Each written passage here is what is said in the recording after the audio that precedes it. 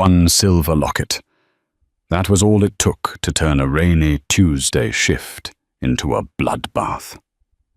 In the criminal underworld of New York, secrets stay buried 6 feet under, but some ghosts refuse to rest. When a trembling waitress spilled coffee on the wrong suit, she didn't just ruin a $3,000 jacket, she dropped a bomb that would shatter the city's most powerful crime family. The face inside her locket belonged to a dead man. A man the Mafia boss had buried himself. Love betrayal and a bullet for the past. This is the story of how a memory became a death sentence. The neon sign of Sal's 24-hour diner flickered with a dying buzz, casting an intermittent red glow over the wet pavement of 42nd Street. Inside, the air smelled of stale, grease-burnt coffee and the weary resignation of people who had nowhere else to be at 3 a.m. Isla Corin wiped the counter for the 50th time that night. Her wrist ached. The cheap polyester uniform clung to her skin, sticky from the humidity of the kitchen, but she kept moving. She had to.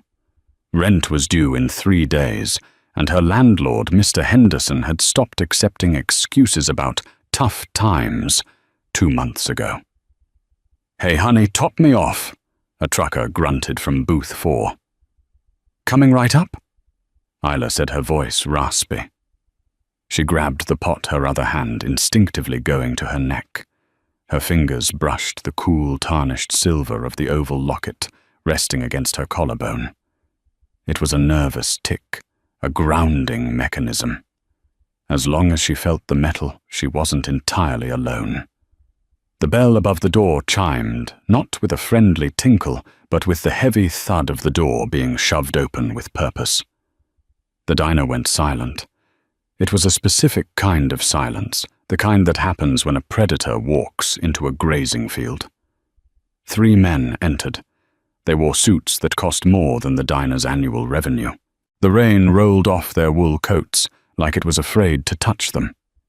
In the center stood Dante Rossi.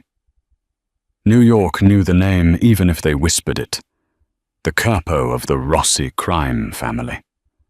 They called him the Butcher of Brooklyn, though he hadn't set foot in Brooklyn in years.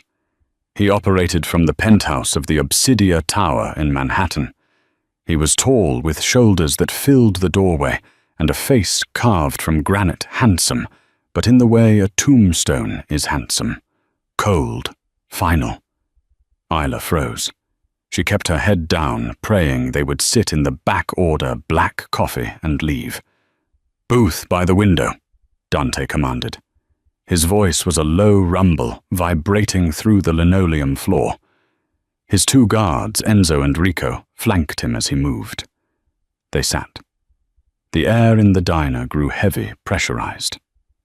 "Waitress!" Rico barked. Isla flinched. She grabbed her notepad and walked over, forcing her legs to stop trembling.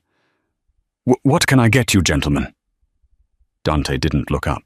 He was checking his watch, a Patek Philippe, that glinted under the harsh fluorescent lights. He seemed bored or perhaps just exhausted. "Espresso, double, and water." "Black coffee," Enzo said, eyeing the door. "Same," Rico grunted. "Right away." Isla retreated to the safety of the counter. Her hands shook as she poured the espresso. "Just serve the drinks. Get the tip. Go home." She placed the cups on a tray. As she walked back to the table, the locket swung slightly from her neck. She approached Dante's side. At that exact moment, the trucker in booth 4 stood up, stumbling drunk, and clipped Isla's shoulder. "Whoops, watch it, sweetie." Isla lost her balance. The tray tipped. Time seemed to slow down. The tiny ceramic cup of scalding espresso tumbled through the air. It landed squarely on Dante Rossi's lap. The sound of shattering china was deafening. "Fuck!" Enzo jumped up, hand going inside his jacket for a gun. Dante hissed, standing abruptly, the dark stain spreading across his impeccable charcoal trousers. His eyes, dark as oil, snapped to Isla. I am so sorry. Isla gasped, grabbing a rag from her apron. Panic seized her throat. She reached out to dab the stain, a foolish, desperate instinct. I didn't mean to. Don't touch me, Dante said. His voice was lethal calm. He grabbed her wrist to stop her frantic wiping. His grip was like iron. He pulled her hand away, disgust etched on his features. You clumsy little... Isla pulled back, terrified. The sudden jerk snapped the weak clasp of her necklace. Clink. The silver locket fell from her neck. It hit the table, bounced once, and spun to a stop right in front of Dante. The impact jarred it open. Dante glared at her, about to order Enzo to throw her out, or worse.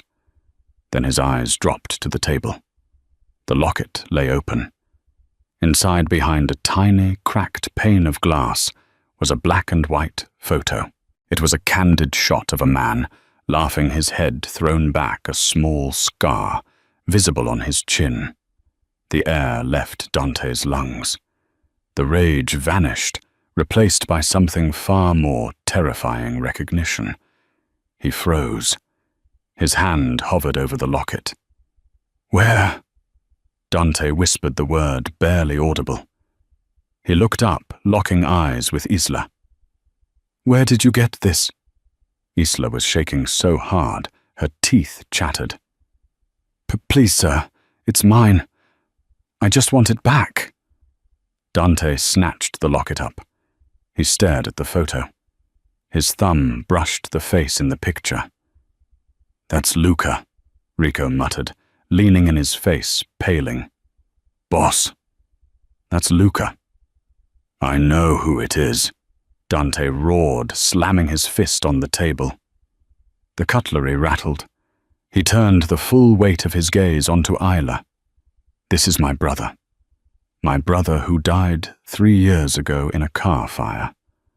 My brother whose body was so burned we had to identify him by his dental records. Dante took a step toward her, backing her against the booth. Why do you have a picture of a dead Rossi around your neck? Isla's back hit the glass window. I didn't know his last name. I knew him as Luke. He gave it to me. He gave it to you. Dante's eyes narrowed. Luca didn't give things to anyone. He took. He gave it to me, Isla cried, tears spilling over. Please just give it back. It's all I have left of him. Dante studied her face. He looked for the lie. He looked for the deception of a rival family, a plant, a spy. But all he saw was raw, terrified grief. He closed his fist around the locket. Enzo, Dante said, not breaking eye contact with Isla. Bring the car around. Boss, we're leaving. Dante grabbed Isla's arm. And she's coming with us. No. No, please, Isla screamed, trying to twist away. Help someone, help me! The trucker looked up, then saw the gun bulge under Enzo's jacket, and promptly looked back down at his eggs. No one moved. In this city, you didn't interrupt a Rossi. You have 2 choices, Dante whispered in her ear, his breath hot against her cold skin. You walk out with me, and you tell me everything about Luke. Or you stay here, and my men burn this diner to the ground with everyone inside it. Isla went limp. She looked at the terrified cook peeking through the kitchen porthole. She looked at the old man in the corner. I'll come, she whispered. Dante buttoned his stained jacket, his face a mask of stone. Good choice. The ride to the penthouse was silent. Isla sat in the back of the black Lincoln Navigator, sandwiched between Dante and the door. The child lock was on. She checked. Twice. Dante didn't look at her. He held the locket in his hand, rubbing his thumb over the silver casing, staring out at the blurred lights of the Brooklyn Bridge. The rain hammered the roof, sounding like gravel thrown against a coffin. When they arrived at the Obsidia Tower, they took a private elevator that bypassed the lobby. It opened directly into a sprawling penthouse that screamed lonely wealth. Floor-to-ceiling windows overlooked the city, but the heavy velvet curtains were drawn. The furniture was black leather and chrome. No photos, no personal touches.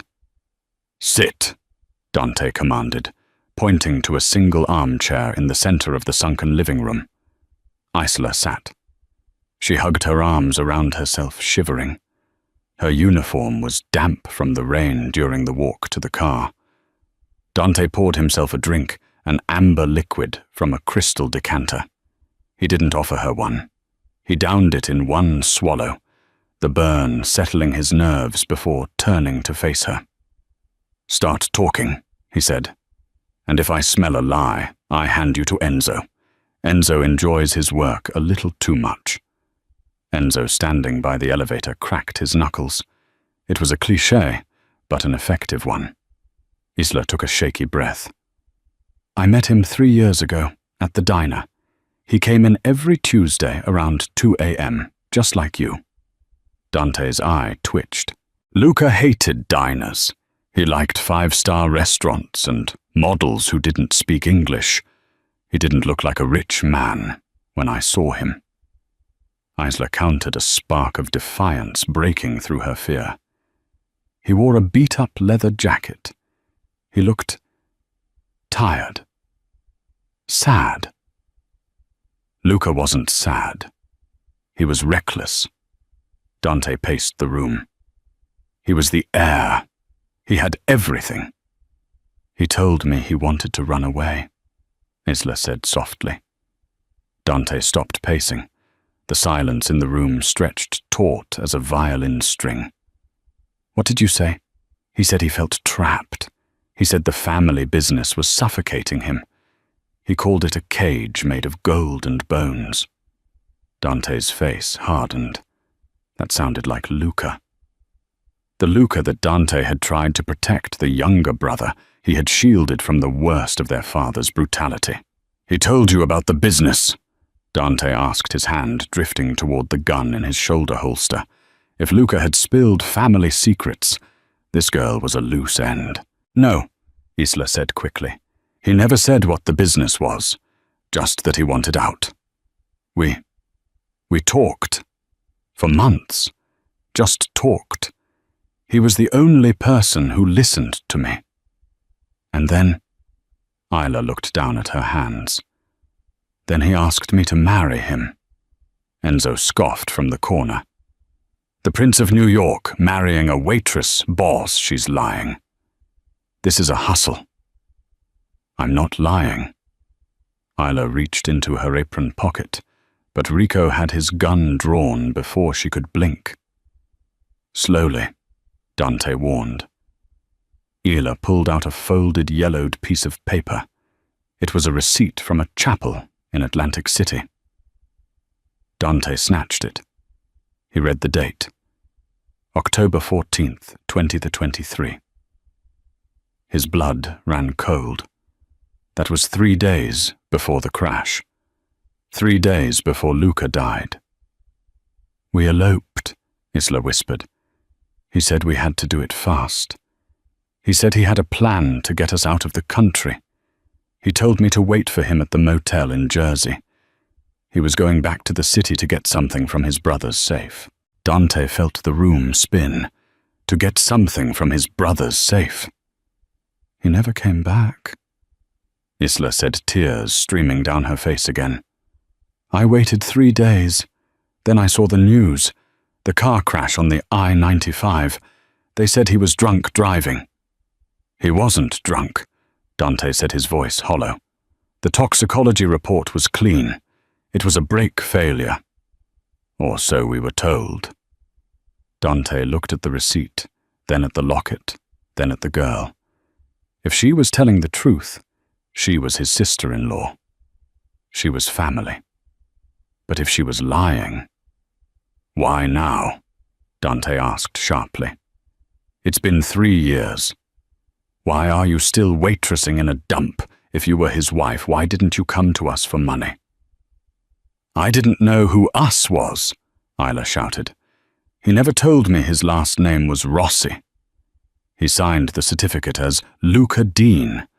I thought he was just a guy in trouble with loan sharks. I was scared. When he died, I thought the people he was running from killed him. I thought they would come for me next. So I hid." Dante studied her. The fear was genuine. The poverty was genuine. A gold digger would have shown up at the funeral with a lawyer. Isla had hidden in a diner for 3 years, wearing a locket worth $5. Dante walked over to her. He loomed over the chair. He reached out, and Isla flinched, closing her eyes. He didn't hit her. He gently placed the locket back into her hand. "Enzo," Dante said quietly. "Yeah, boss. Want me to take her to the basement?" "No," Dante said. He turned to the window, looking out at the city that had taken his brother. "Set up the guest room, the one with the secure lock." "Boss." Enzo looked confused. "She's not a prisoner, Enzo," Dante said, though his tone suggested she wasn't exactly free either. "She's a witness." "Witness to what?" Isla asked, clutching the locket. Dante turned back to her. His eyes were burning with a cold, terrifying resolve. "Luca didn't die in an accident, Isla. My mechanics checked that car. The brake lines were cut. Someone murdered my brother." He pointed a finger at her. "And he told you he was coming to take something from my safe. That means whatever got him killed, he might have told you what it was, or where it is." "I don't know anything." "You better hope that's not true," Dante said grimly. "Because if I found you because of that locket, the people who killed Luca can find you too, and they won't be as polite as I am." "Polite?" Isla looked at the bruise forming on her wrist where he had grabbed her. "Yes, polite." Dante unbuttoned his cuffs. "Get some sleep, Mrs. Dean. Tomorrow we go hunting." As Isla was escorted away by a confused Rico, Dante sat alone in the dim light. He opened the drawer of the side table and pulled out a file. The police report of Luca's death. He flipped to the back. There was a list of personal effects found in the burnt wreckage. Wallet, watch, wedding ring. Dante paused.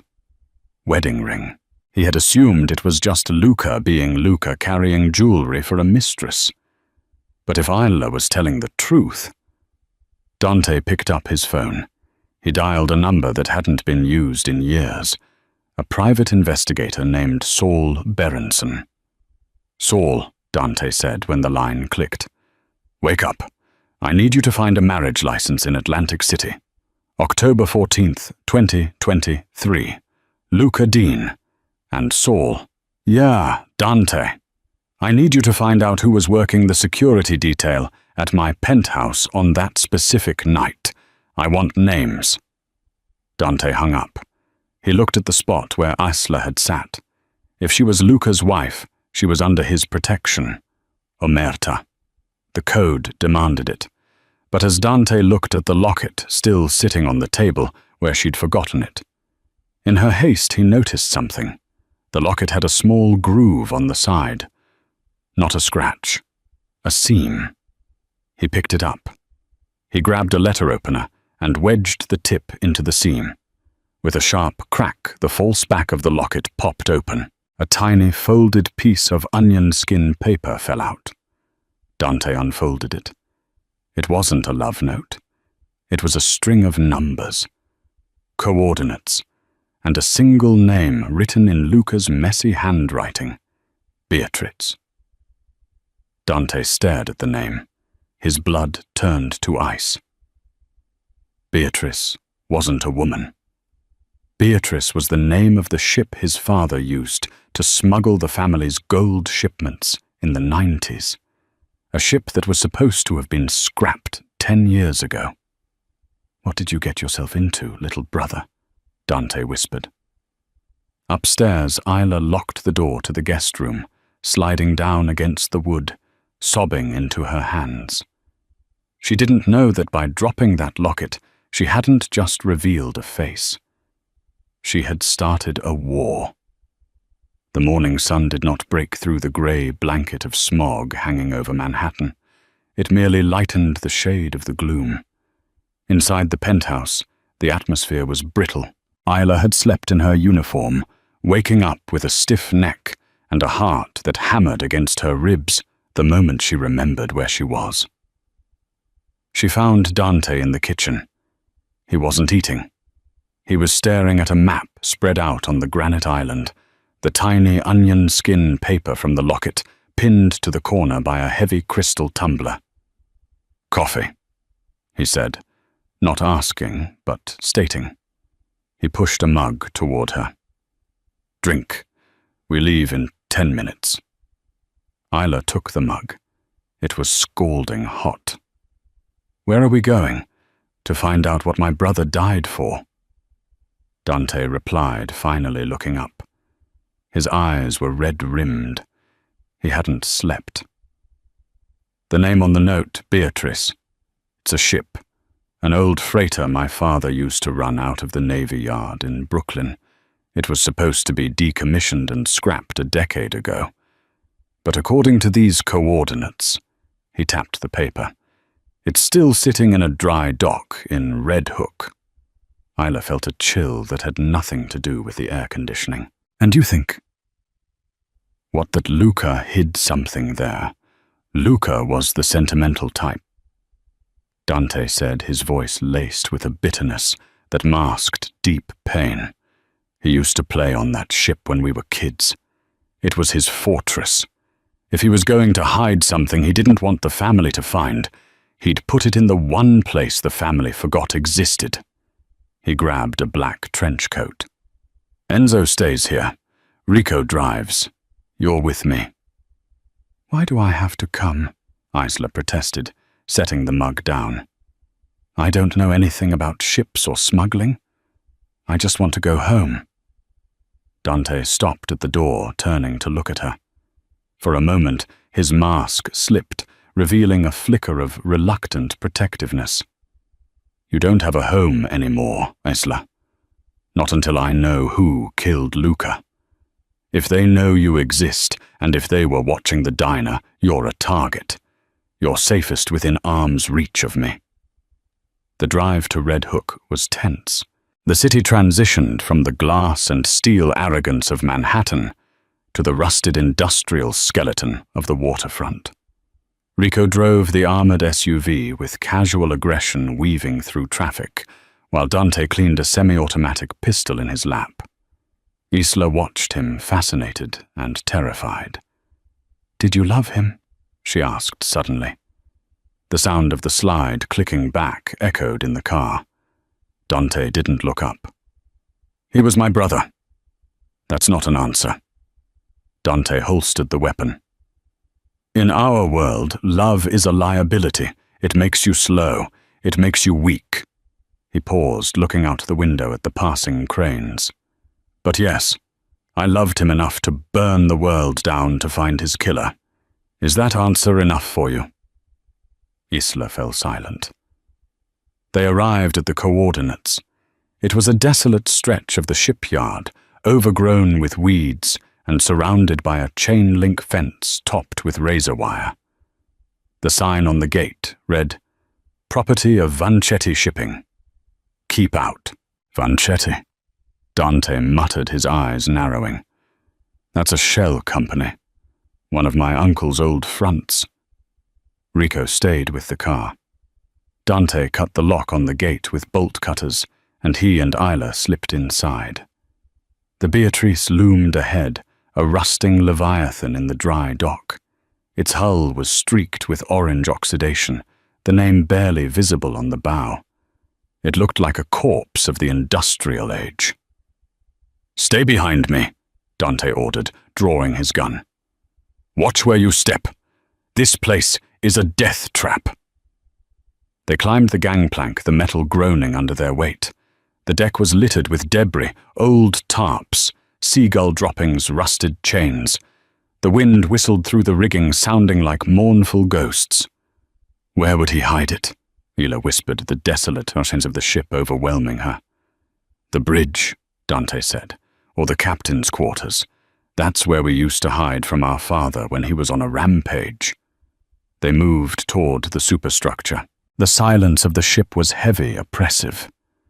Every creak of the metal sounded like a footstep. They reached the bridge. The windows were smashed, the controls stripped. Dust motes danced in the shafts of light, cutting through the gloom. Dante began tearing apart the panels, looking for a loose floorboard, a hidden compartment. Isla wandered toward the old navigation chart table. She ran her hand over the wood. There, carved into the side with a pocket knife, were initials LR plus IC. "Isla Corin," she breathed. "He carved our initials." Dante looked over. He saw the carving. His jaw tightened. He really did think he could have a fairy tale. "He loved me," Isla said, tears pricking her eyes. "He didn't just want to escape the business. He wanted a life." She pulled on a drawer under the table. It was stuck. She yanked harder. It gave way with a screech of rusted metal. Inside there was a small black velvet pouch. "Dante," she said. He was at her side in a second. He took the pouch and opened it. Inside wasn't diamonds or cash or drugs. It was a flash drive. And a key. An old-fashioned, heavy iron key. "Digital ledger," Dante murmured, examining the drive.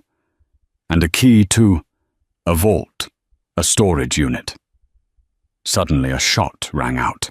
A bullet pinged off the metal frame of the window inches from Dante's head. "Down!" Dante roared, tackling Isla to the floor.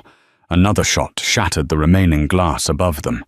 Debris rained down on their backs. "Who is it?" Isla screamed, her face pressed against the dirty steel floor.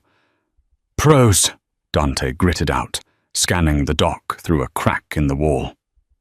"Silencers, high ground. We were followed. But nobody knew we were coming here. Exactly." Dante said, his face darkening with a terrible realization. Only 2 people knew the coordinates. Me, and the person I called to decode them. Saul, the private investigator, or someone inside the house. "We have to move," Dante said. "If they pin us down here, we're dead. Can you run? Do I have a choice?" "No." Dante grabbed her hand. "When I say go, you run for the engine room hatch. It leads to the lower deck. We can exit through the cargo bay. Go!" They scrambled up. Bullets sparked against the metal walls around them. Isla ran her heart, screaming in her ears. Her hand crushed in Dante's grip. They threw themselves down the ladder into the pitch-black belly of the ship. They lost the shooters in the labyrinth of the shipyard, escaping through a drainage tunnel that dumped them out 3 blocks away. Rico was gone, the SUV likely compromised or destroyed. Dante didn't hail a cab. He stole a nondescript sedan, parked outside a bodega, hot wiring it with practiced ease, while Isla kept watch, shivering in the drizzle. They drove for 2 hours, heading north out of the city, into the dense woods of upstate New York. "Where are we going?" Isla asked. She had stopped shaking, replaced by a numb shock. "My grandfather's hunting cabin," Dante said. "Off the grid. No internet, no cell service, no way to track us." The cabin was rustic but sturdy, hidden at the end of a long gravel road. Inside it smelled of cedar and wood smoke. Dante immediately went to work securing the perimeter, checking the windows, while Isla collapsed onto the dusty sofa. Night fell. Dante started a fire in the hearth. The orange glow was the only light in the room. He sat opposite her, the flash drive and the key on the table between them. "You handled yourself well today," Dante said quietly. It was the first compliment he had given her. Isla gave a weak laugh. "I grew up in foster care, Dante. You learn to run fast and hide quiet." Dante poured 2 glasses of whiskey from a bottle he found in the cupboard. He handed one to her. "Drink. It helps." She took a sip, grimacing at the burn. "Who were they?" "The men at the ship. Contractors," Dante said. "Hired guns. But the person who sent them, that's the problem. Someone knew we were going to the Beatrice. I didn't tell Rico. I didn't tell Enzo. So it was the investigator, Saul. Saul has worked for my family for 30 years. He buried bodies for my father. He wouldn't turn for money." Dante stared into the fire. "There's only one other explanation. My penthouse is bugged." Isla's eyes widened. "But you're the boss. Who would dare bug your home?" "Someone who wants my job," Dante said. "Or someone who is afraid of what's on this drive." He picked up the flash drive. "I have a laptop in the safe here. It's air-gapped, never touched the internet. Let's see what Luca died for." He retrieved the laptop and plugged in the drive. Isla moved to sit next to him, their shoulders touching. The heat radiating from him was comforting in the cold room. Files appeared on the screen. Hundreds of them. Spreadsheets, audio recordings, scanned documents. Dante opened a spreadsheet titled Project Chimera. His eyes scanned the columns, and his face went pale. "My God!" "What is it?" Isla asked. "It's a ledger," Dante whispered, "of illegal arms deals, chemical weapons, uranium, stuff even the Rossi family doesn't touch. We have a code. No terrorists. No kids. This," he pointed at the screen, "this breaks every rule." "Who is doing it?" Dante opened another file. It was an audio recording. He clicked play. A voice filled the room. Crackly, but unmistakable. "The shipment goes out on the 15th. If Dante finds out, he'll kill the deal. We have to keep him blind." Isla gasped. "I know that voice." Dante froze. He looked at her. "You do?" "Yes." Isla said, her hand flying to her mouth. "That's the man who came to the diner looking for Luca a week before he died. He was threatening him. He called himself Uncle Sal." Dante slammed the laptop shut. The sound was like a gunshot. "Salvatore," Dante hissed. "My uncle. My father's brother. The consigliere." "Your own uncle. He always thought I was too soft," Dante said, standing up and pacing the small room like a caged tiger. "Too focused on legitimate business. He wanted the old ways back. The blood. The chaos." He looked at the key on the table. "And this key, I know where it goes. It's for a private vault at the Union Bank in Midtown. Salvatore has a box there." Dante turned to Isla. The look in his eyes was terrifying, a mixture of grief and pure, unadulterated rage. "Luca found out," Dante said. "He found out Salvatore was running a shadow empire using family resources. He gathered the evidence. He was going to bring it to me, and Salvatore killed him for it." He walked over to the window, staring out into the dark woods. "He killed his own nephew." Isla stood up and walked to him. She hesitated, then placed a hand on his back. "What are you going to do?" Dante turned. He looked at Isla, really looked at her not as a waitress or a witness or a liability, but as the woman his brother had loved, the woman who had saved his brother's memory. "I'm going to go back to the city," Dante said softly, "and I'm going to kill him." "He'll see you coming," Isla said. If he bugged your house, he knows you know. He knows I know about the ship, Dante corrected. He doesn't know we survived. He thinks his hit squad did the job. We have the element of surprise. But you can't go alone. He has an army. I have something better, Dante said, picking up the flash drive. I have the truth.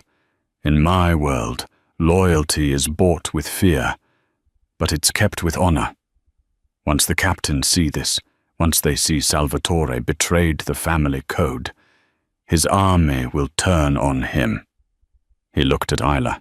But I need you to do something for me, something dangerous. Isla swallowed hard. What? I need you to be the bait. The plan was insane. It was reckless. It was exactly the kind of thing Luca would have done. They returned to the city under the cover of darkness 2 days later. Dante contacted Enzo using a burner phone and arranged a meet. Enzo was loyal. Dante would bet his life on it. He had to. They met in the basement of an abandoned tactile factory in Queens. When Enzo saw Dante alive, the big man nearly cried. Boss, we thought the car was found torched. We thought you were gone. Not yet, Enzo, Dante said grimly. But we have a rat, a big one. Dante laid it out. The evidence, the recording. Salvatore. Enzo's face went purple with rage.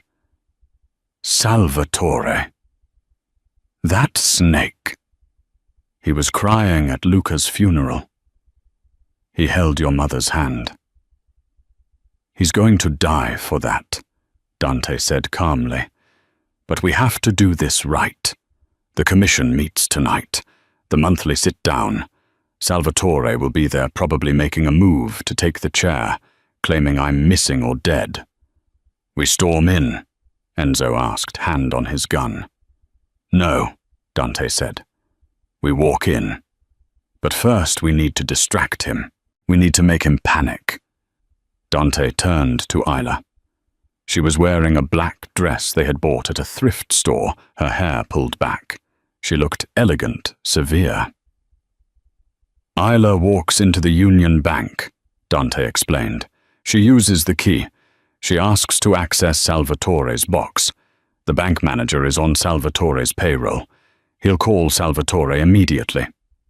He'll send men to kill her, Enzo said, looking at Isla. He will, Dante agreed. But Rico and a team of loyalists will be waiting in the lobby. We take his men.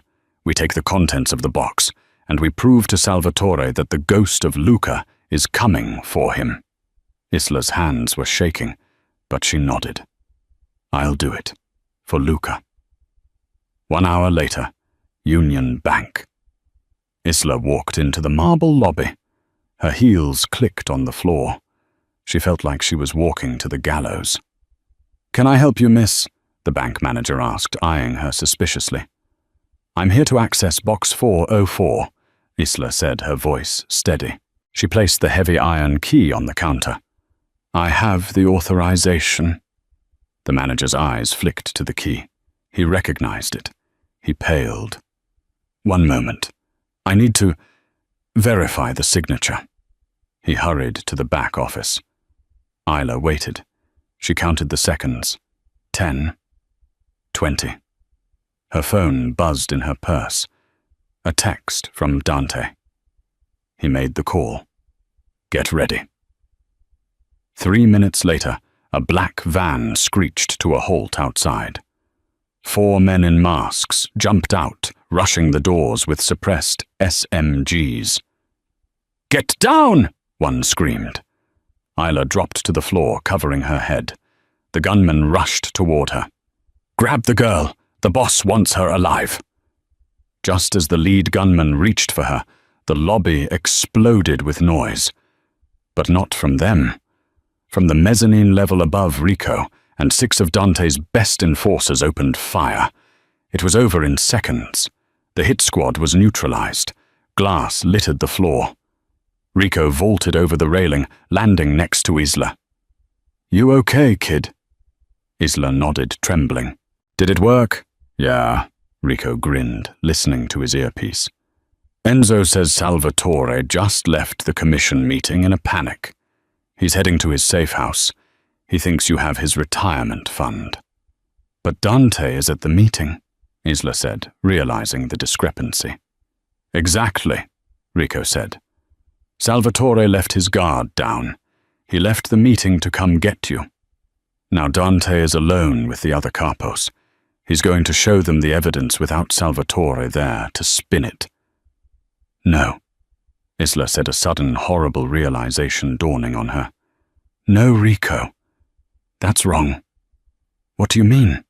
"The recording," Isla said, breathless. "On the drive. The voice, it said, if Dante finds out. But the person on the other end, the person listening, they didn't say anything." So Salvatore wasn't running the operation," Isla said, her mind racing back to the conversations she had with Luca. "Luca said he was afraid of the shadow, not the uncle." "The shadow?" Rico frowned. "The person who really runs things," Isla cried. "Salvatore is a figurehead. He's too stupid to run a uranium deal. He's just the muscle. If Dante is at that meeting, he's not showing the evidence to his allies. He's showing it to the real mastermind." Rico's face went slack. Who is the only person who benefits if Dante and Salvatore kill each other?" Isla asked. "Who becomes the boss then?" Rico swore. "The underboss, Arthur Vance." "We have to get to Dante," Isla screamed. "It's a trap." The meeting room at the back of the Il Destino restaurant was soundproof. Dante stood at the head of the table. Around him sat the 5 captains of the New York families. The chair at the other end was empty. Salvatore had fled just as planned. Sitting to Dante's right was Arthur Vance, smooth, bespectacled, always smiling. The man who handled the money laundering. The man Dante trusted with the books. "Gentlemen," Dante said, placing the flash drive on the table, "I have called you here because there is a cancer in this family. My uncle Salvatore has been trafficking nuclear material. He killed my brother to hide it." The captains murmured. This was a death sentence accusation. "Here is the proof," Dante said. He reached for the laptop. Arthur Vance placed a hand on Dante's wrist. "Dante," Arthur said softly, "are you sure you want to do this?" Dante looked at him. "Of course. Why?" Arthur sighed. He took off his glasses and polished them with a silk handkerchief. "Because it's such a mess to clean up." Arthur snapped his fingers. The 2 guards standing by the doormen Dante had known for years drew their weapons, but they didn't aim at the empty chair. They aimed at Dante. Dante froze. He looked around the table. The other captains didn't look surprised. They looked resigned. "You," Dante whispered. "Arthur." "Salvatore is a brute," Arthur said, putting his glasses back on. "He makes noise. You are too moral, too principled. No drugs, no weapons. Do you know how much money we were losing? Dante, billions." Arthur picked up the flash drive. "Luca was a smart kid. Too smart. He figured it out. He came to me, you know. He thought I would help him stop Salvatore. I had to make the call." Dante lunged. One of the guards pistol-whipped him across the temple. Dante crashed to the floor, blood pouring from a gash on his head. "Tie him up," Arthur commanded. "We'll make it look like a family dispute. Dante killed Salvatore, then committed suicide out of guilt. A tragedy. I will step up to lead the family through the grieving process." Dante's vision swam. He was zip-tied to the heavy oak chair. "You won't get away with it," Dante slurred. "The drive is right here." Arthur smiled, pocketing it. "And the girl, the waitress, my men at the bank will handle her." Isla. Dante's heart stopped. He had sent her into a trap, not to Salvatore's men, but to Arthur's. Suddenly, the heavy oak doors of the restaurant burst open. It wasn't the police. A black SUV smashed through the front window of the restaurant, glass and timber exploding inward. The vehicle skidded to a halt in the main dining room, just outside the private room's open doors. Rico jumped out of the driver's seat, an assault rifle in hand. "Eat lead, you traitors!" He opened fire, suppressing the guards. "Isla, stay in the car!" Rico shouted. But Isla didn't stay. She saw Dante tied to the chair, blood on his face. She saw Arthur Vance pulling a gun, aiming it at Dante's head to finish him before escaping. Adrenaline, sharp and electric, flooded her system. She scrambled out of the passenger side. She grabbed the only weapon she had, a flare gun Rico had kept in the glove box. She ran into the room. "Hey!" she screamed. Arthur turned. Isla fired. The flare hit Arthur squarely in the chest. It didn't penetrate, but the magnesium charge ignited with a blinding, searing white light and intense heat. Arthur screamed, dropping his gun, batting at the burning chemical fire on his suit. "Dante!" Isla yelled, rushing to him. She grabbed a steak knife from the table and slashed his zip ties. Dante broke free. He didn't hesitate. He grabbed the gun Arthur had dropped. The guards were recovering from Rico's suppression fire. They turned to shoot. Dante was faster. Bang! Bang! 2 clean shots. Both guards dropped. Arthur was on the floor, the fire out, but his chest burned, gasping for air. He looked up at Dante. "Dante, wait. We can deal." Dante stood over him. He looked like the angel of death. "This is for Luca," Dante said. He didn't shoot Arthur. That was too quick. He kneeled down and whispered, "You wanted the shipment. You can have it." Dante dragged Arthur by his collar, hauling him toward the exit, where sirens were wailing in the distance. He threw Arthur to Rico. "Zip tie him," Dante ordered. "We leave him for the feds, along with the drive. Let him rot in a supermax for the rest of his life. Death is too easy." He turned to Isla. She was standing amidst the wreckage, shaking soot on her face, the flare gun hanging from her hand. Dante walked over to her. He cupped her face in his hands, heedless of the blood on his own fingers. "You saved me," he whispered, sounding genuinely shocked. "I wasn't going to lose another Rossi." Isla said, her voice cracking. Dante pulled her into him, burying his face in her hair. For the first time in his life, the Mafia boss didn't care who was watching. He held on to the waitress like she was the only solid thing in a crumbling world. The sirens that night didn't sound like panic. They sounded like a cleaning crew. The fallout from the shootout at Il Destino was swift and brutal, but not for Dante. With the flash drive in federal hands, anonymously delivered by a courier who vanished as quickly as he arrived, the narrative shifted instantly. The files didn't just implicate Arthur Vance and Salvatore Rossi. They painted a picture of a rogue faction operating outside the accepted rules of the underworld. For the FBI, it was the Christmas present of the century. They had the names of buyers, the shipping routes for uranium, and the bank accounts laundering the money. Arthur Vance didn't go quietly. He was dragged out of the restaurant in cuffs, screaming about immunity, about deals he could make. But the feds didn't need his deals. The drive gave them everything. Salvatore was intercepted at JFK Airport, trying to board a private jet to Belize with a suitcase full of diamonds.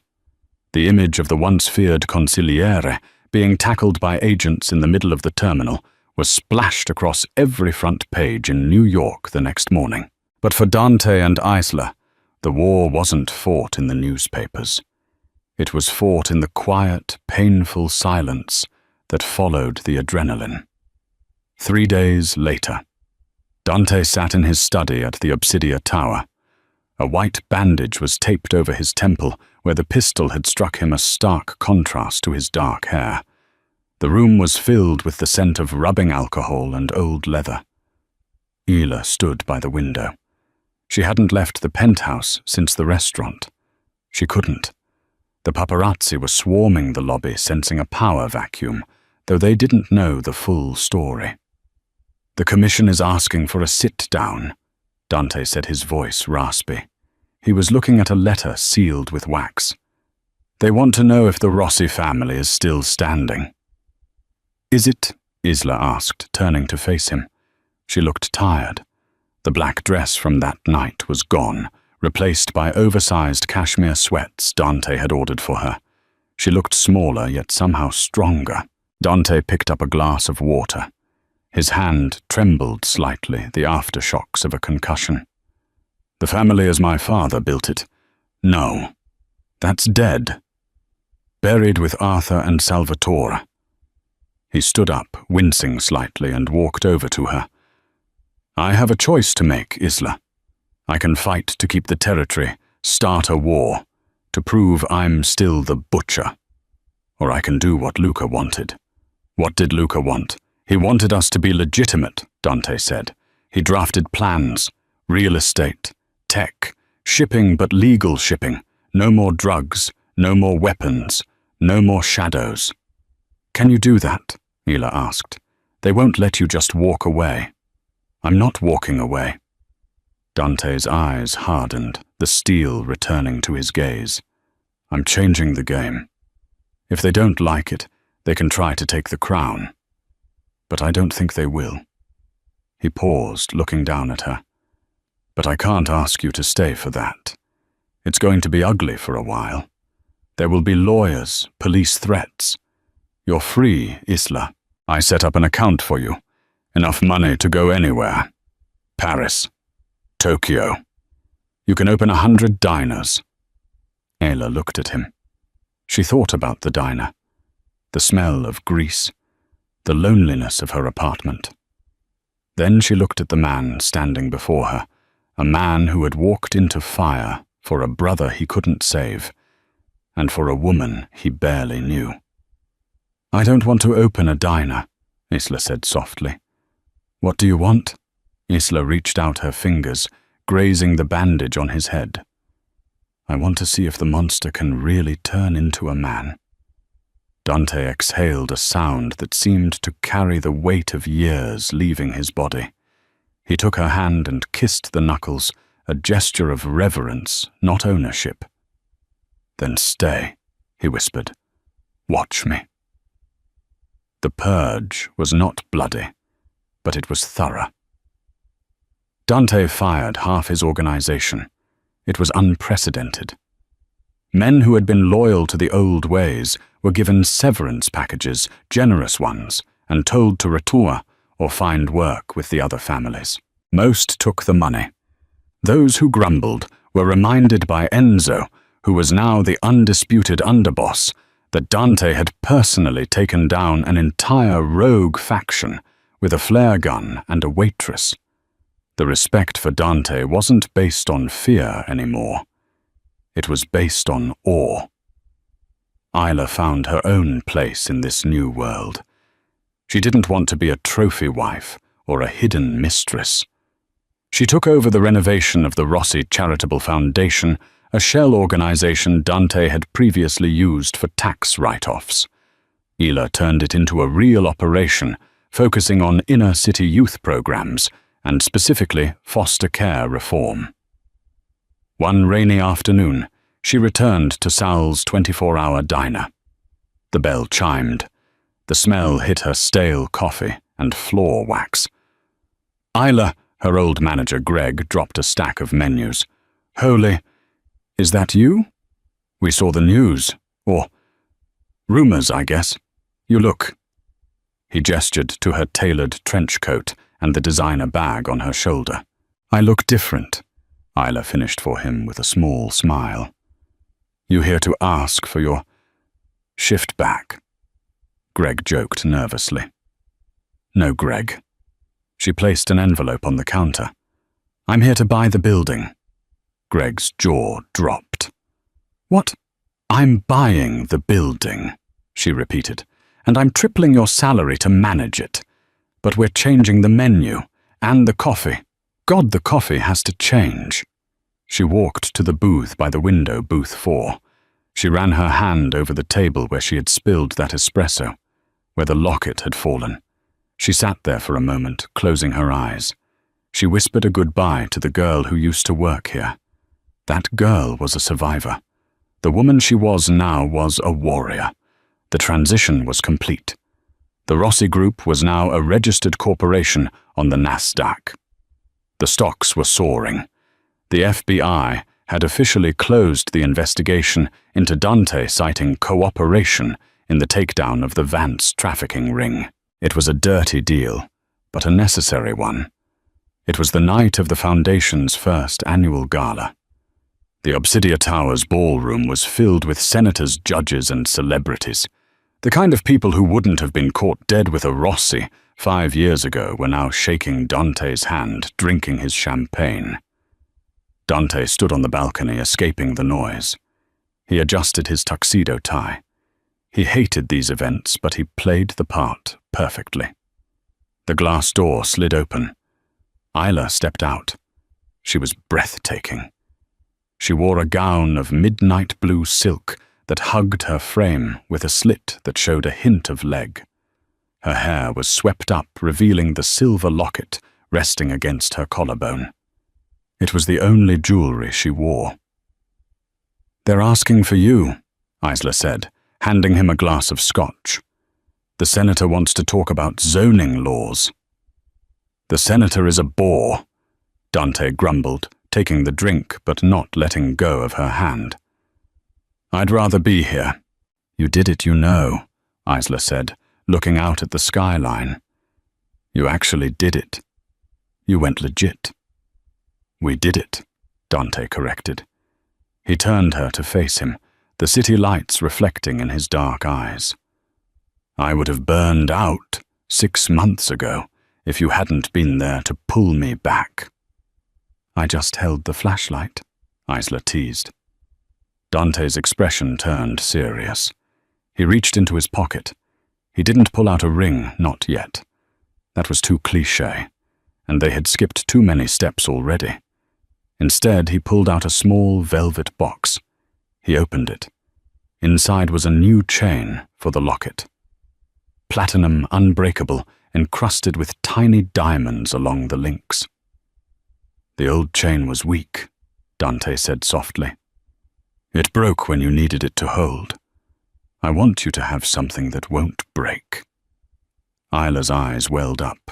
She turned around, lifting her hair, allowing him to unclasp the old tarnished silver chain and replace it with the new one.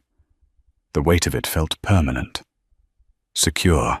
I went to the cemetery today, Dante said, his hands lingering on her shoulders. I sat with Luca for a long time. What did you tell him? I told him, thank you, Dante whispered into her ear. I told him that he was right. The life, the business, it was a cage. He found the key, but he died before he could use it. So he gave the key to you. He turned her around. You were the key, Isla. You unlocked everything. Isla reached up, cupping his face. The fear that had defined their first meeting was a distant memory. Now there was only a profound, quiet understanding. They were two people who had seen the ugliest parts of the world and decided to build something beautiful in spite of it. I love you, she said. It was the first time she had said it aloud. Dante froze.